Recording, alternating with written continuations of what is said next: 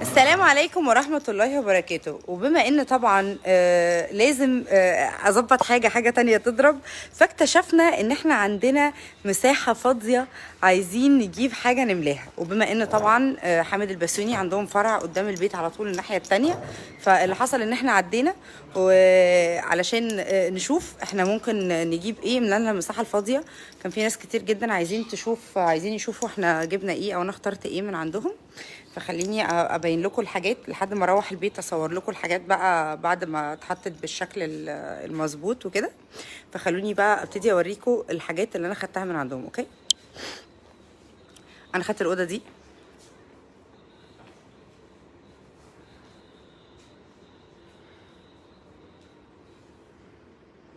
بس انا غيرت الدولاب، يعني ده حاجه تانية، بس مينلي هي دي اللي انا خدتها. الدولاب ده على فكره بينور فيه ليد من هنا.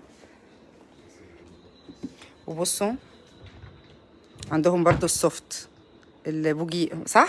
سوفت اهو. ودي بصوا تدوسوا عليها تطلع على طول اهي. بالظبط سوفت. السوفت ده.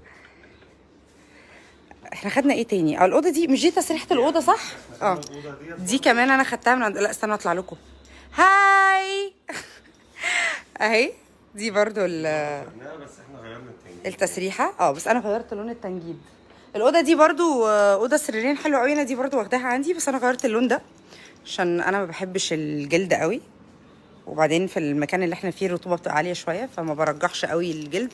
على فكره عايزه اقول لكم على حاجه، العين اللي موجود هنا في الفرع ده للحاجات الخفيفه بتاعه الساحل، اللي هي اللي احنا نقدر نجيبها بسعر كويس قليل، وفي نفس الوقت تبقى جودتها حلوه وسهله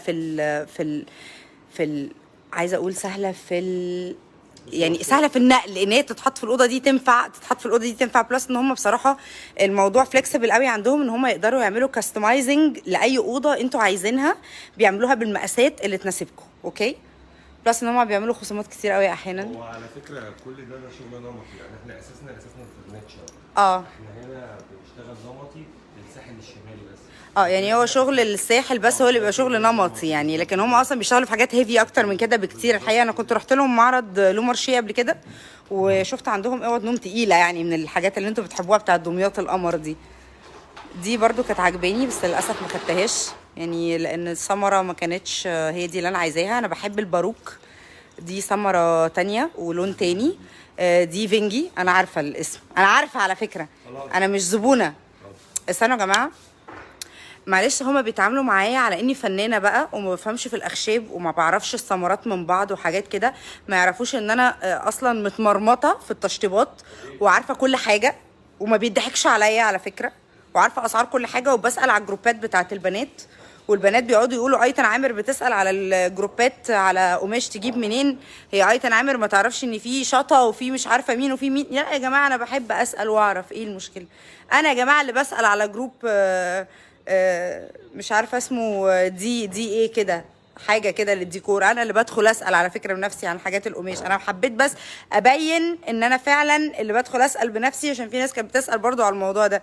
بشطب، بسال عادي زي البني ادمين الطبيعيين. الممثلين برضو على فكره بيبقوا عايزين يسالوا الناس برضو وياخدوا خبره من الجمهور الجميل اللي بيقعدوا ويكتبوا لنا كومنتس زي ما انتوا بتسالوني على حاجات، انا كمان هسالكم على فكره وعادي تردوا عليا، يعني احنا اخوات يعني مع بعض، ما الدنيا ما طارتش. نكمل الجولة.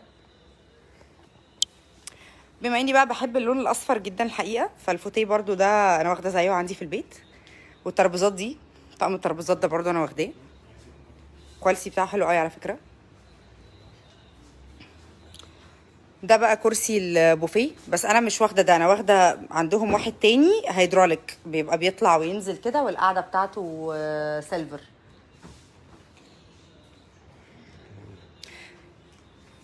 بصوا برضو الطقم ده بقى وفاء هي اللي واخداه عندها، صح؟ مش ده اللي وفاء واخداه؟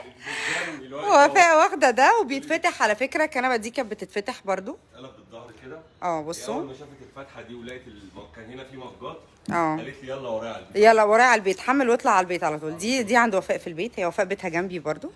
انا واخده من دي برضو على فكره، الكنبه دي القعده بتاعتها مريحه قوي قوي قوي، بس انا واخده منها لون الهافان. هم احلى حاجه عندهم هنا ان عندهم ماتيريال قماش كتير جدا، وكذا كذا نوع قماش وكذا لون، تقدروا تنقوا النوع القماش اللي انتوا عايزينه. عندهم حاجات جلد شبه القطيفه، عندهم حاجات جلد فعلا، وعندهم حاجات قماش مشجر وساده. يعني بصراحه يعني انا لما جيت هنا عشان اختار القماش ما اتضايقتش خالص بصراحه. بس انا ما جبتش بقى الكنبه فيها الخطوط دي، لا انا جبتها ساده كلها. وريني كده اللون الهافان اللي انا جبته، اوريه للناس لحد ما ابقى اروح البيت اصور لهم. ودي برضو الكنبه التانية، يعني انا عندي في البيت عامله واحده حرف ال شيب.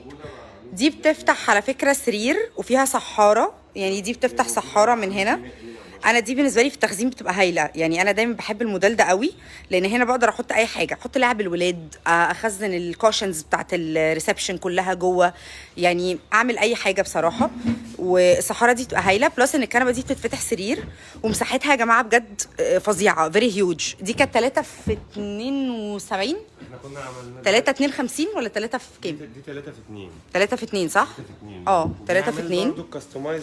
وممكن يعني انا حتى في البيت عندي لما كنا حاطينها في حته معينه كان الجزء ده مضايقني، فحتى بسام راح قال لي لو الجزء ده مضايقك ومش حابه تنقليها في المكان اللي احنا مرشحينه، ممكن نبعتها دلوقتي المصنع تجيلك بعد يومين، الجزء ده متشال تماما.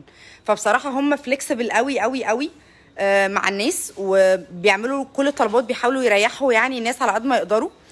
بالمناسبة مستر كريم البسيوني هنا. هاي كريم.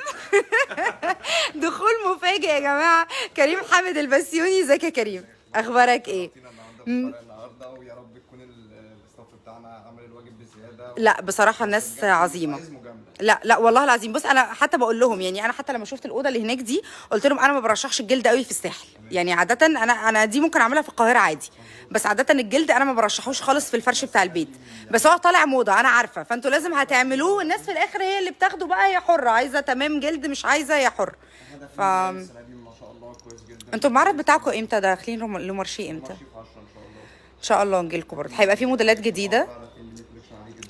مين فيكم اللي بيعمل الموديلات؟ اعترف، مين من اخواتك اللي بيعمل موديلات؟ هو الحاج احمد. الحاج احمد. ها بصوا يا جماعه، الحاج احمد هو اللي بيظبط الموديلات وبيرسم الموديلات الاوض الجديده طبعا. ربنا يعينه يا رب. يا رب. الحاج محمد برضو بيتابع معانا على طول، لسه كان بيكلمني بصراحه، والناس عندي في البيت على فكره يا جماعه. طبعا الحاج حامد ربنا يديله الصحه، احلى احلى احلى عيله في دمياط كلها. الحاج حامد ربنا يديله الصحه يا رب. بصوا يا جماعه والله العظيم، انا وانا بركب الحاجه اكتشفت ان مش انا بس اللي الناس بيتصلوا بيتابعوا، يعني اكتشفت ان الحاج محمد بيكلم الناس بيقول لهم يا جماعه الاوردر اللي كان في مراسي عملتوا ايه ومشيتوا الساعه كام والناس مبسوطه ولا لا، ليهم اي كومنت ولا لا. فهو الحقيقه يعني مش عشان انا ايتن وباجي لهم على طول، وفاء بتجي لهم وعارفاهم وبنشتري من عندهم على طول، بس لا الحقيقه هم يعني بيتابعوا الحاجات كلها، وبيتابعوا كل الاوردرات اللي بتطلع من عندهم بشكل يعني محترم قوي بصراحه بجد. واحلى حاجه انا بحبها هنا بجد انه انت مش بس جاي بتشتري اوضه ستاندرد، يعني انا عانيت من الموضوع ده بجد في الكام مره اللي فاتوا اللي كنت بشتري فيهم حاجات، ان انا بدخل المعرض بقول لحضرتك طب انا الدولاب ده هيجي كبير عندي سنه، يقول لي طب يلا نغير الاوضه. طب حضرتك انا مش عايزه اغير الاوضه، انا عجباني الاوضه بس الدولاب مضايقني. لا ما اصل انا اسف، اصل المقاسات عندنا ستاندرد.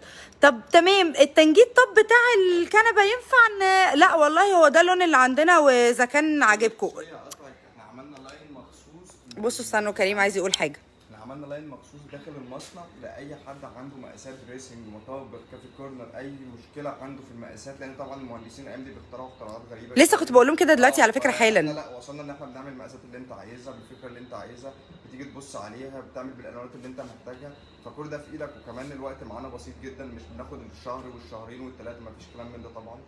لا هم بصراحه بيسلموا بسرعه قوي. انا عايزه اقول لكم يعني الاوردر بتاع الساحل ده انا فعلا عاملاه مثلا من 3 اسابيع، ولا وفي النص بقى ايه، لا انا مش عايزه اللون ده، انا عايزه اللون ده، لا انا مش عايزه الاوضه دي، انا غيرت رايي انا عايزه، لا وبعدين دي هتبقى كبيره قوي. حقيقي. ورحت دلوقتي البيت، عايزه اقول لكم ان انا لقيت حاجات عندي بعد ما جبتها قعدوا يقولوا لي والله المساحات دي هتنفع عندك، المساحات دي تمام والاوضه مش هتبقى مخنوقه. انا بطبعي بخاف، بحب دايما المساحات تبقى واسعه وما بحبش اكربس البيت بالعفش. عشان كده جيت دلوقتي تاني الفرع، لان اكتشفت ان هم كان عندهم حق وانا كان لازم اسمع الكلام. انا ما سمعتش الكلام وخليتهم عملوا لي حاجات كاستمايزد صغيره عشان اقدر يبقى عندي مساحه حلوه. وللاسف ان طبعا لقيت مساحات عندي فاضيه كتير قوي، فجايه اكمل الاوردر دلوقتي من عندهم وانقي الحاجات اللي ناقصاني. بسام يعني غلب معايا والله العظيم، بس انا جايه اكمل الحاجات دلوقتي، فخلونا نتفرج على بقيه الحاجات وارجع لكم تاني. ده برضو كان عاجبني، بس انا بصراحه في البيت ده حبيت العب على الالوان الساده اكتر، و يعني احط السجاجيد بقى والديكورات هي اللي تبقى ملونه. وعلى فكره بيعملوا مطابخ كمان. يا جماعه في ناس بيسالوا على الاسعار، يعني مثلا الطقم ده مثلا سعره كام؟ ده 16500 بعد الخصم. 16500 بعد الخصم. 500. بصوا يا جماعه الاسعار. طبعا الكوليكشن ده متخصص لفرع الساحل بس. الحاجات دي ما لسه كنت بقول لهم دي الحاجات الخفيفه بتاعت الساحل. ده لاين تاني طبعا العرسان بقى العرايس، لكن ده اللي محتاج يعني بصوا ده كنبه 2 وكنبه 3 و2 فوتيه من غير الترابيزه، صح؟ من غير الترابيزه سعره 16500 بعد الخصم. ونقدر نغير الواننا في اي وقت. والترابيزات عندهم برضو الميكانيزم بتاعها على فكره حلو قوي، ونقدر نغير الالوان. على فكره انت نصبت عليا فين اللون بتاع الكنبه؟ مع عميل بيختار منه قماش والله زي ما انت خدتيها. بصوا يا جماعه هو قريب قوي من اللون ده، بس هو ما بين ده وده عامل زي الشموع كده، يعني شبه دي كده اللي انا جايباه بس هافان، وتحسوه كده كانه في تجريحات كده، كان في تجريحات بتاعت مخالب تايجر او مخالب حاجه، كانه عامل كده. يعني انا نفسي الاقيه والله العظيم. دي احلى لون عندهم، يعني الباليتا دي للاسف شفته حتى هي مش موجوده، لان في حد بيشتري يعني بينقي منها لون لحاجه اشتريها. احنا الاوبشن اللي عندنا دي برضو ال شيب دي سعرها كام؟ الناس عايزين يعرفوا 500 3 10 في 2 10 13500. مع امكانيه ان انا ممكن اعملها عكس الاتجاه، ممكن اعملها يو، ممكن اغير الديزاين كله. طبعا ده كل ده في ايدينا زي ما عملنا مع حضرتك برضو، شلنا الكابوتونيه، عملنا مش عارف كل اسمهم يا جماعه حامد البسيوني. اصلا هم من دمياط، وطبعا دمياط غنيه عن التعريف، بلد جميله وناسها اجمل ومشهوره طبعا بالاقمشه والحاجات بتاعتهم. انا هنزل لكم الكونتاكت برضو على الكونتاكت بتاعتهم، وهعمل لهم منشن للصفحه بتاعتهم في الكومنتس، وهعمل لها بن عشان اللي عايز يدخل على صفحتهم برضو يشوف الحاجات. الاوضه دي برضو كانت عجباني. انا كل ما هطلع في المرايه هاجي اسلم عليكم. هاي، كل ما اطلع في المرايه حاجه اسلم عليكم. احنا عملناها باروك. ايوه بس انا ما خدتش ظهر السرير المبطن. قلت لي مش عايزه تنجيل. انا قلت له انا مش عايزه ظهر السرير يبقى مبطن، فخدت نفس الاوضه دي بس خدتها اللون البني الباروك اللي هو ده. عملتها اللون ده. هي هنا معموله على جراي زي ما انتم شايفين كده، او على بيش فاتح قوي في جراي. يعني انا عملت نفس الدولاب ده بس ظهر السرير جبته خشب ساده. ايه تاني الاوضه دي برضو حلوه قوي.